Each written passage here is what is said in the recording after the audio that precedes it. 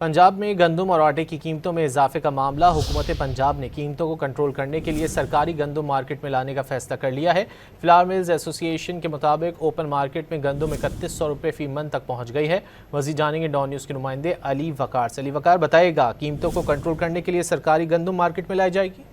जी बिल्कुल, इस वक्त जो है ओपन मार्केट में गंदम की कीमतों में इजाफा देखने में आ रहा है। गुज़िश्ता 15 दिनों के दौरान कहा यह जा रहा है कि फी मन जो गंदम की कीमत है उसमें 700 से 800 रुपया इजाफा हुआ है, जो कि अब 3100 रुपये तक गंदम के रेट मुख्तलिफ इलाकों में पहुंच चुके हैं। जिस पर फ्लोर मिल एसोसिएशन ने जो है उन्होंने आटे की कीमतों में भी इजाफा कर दिया था, जबकि जो चक्की मालकान हैं, आटा चक्की मालकान, उन्होंने भी आटे की कीमतों में इजाफा किया। और इसके बाद जो नान रोटी एसोसिएशन थी उन्होंने भी ये अंदिया दिया था कि वो जल्द कीमतों में इजाफा कर देंगे। और इस वजह से अब मार्केट में गंदम की बढ़ती कीमतों को कंट्रोल करने के लिए हुकूमत ने यह फैसला किया है कि जो सरकारी गंदम के ज़खायर है वहाँ से मार्केट में गंदम जो है वो फरोख्त के लिए लाई जाएगी, जिसके लिए 2900 रुपये फी मन रेट जो है उसकी तजवीज़ दी गई है कि इस रेट पर मार्केट में जो सरकारी गंदम लाई जाएगी ताकि कीमतों में इस्तेहकाम पैदा हो। और ये यकदम जो एक पीक पैदा होना शुरू हुई है आटे और गंदम की कीमतों में, उसको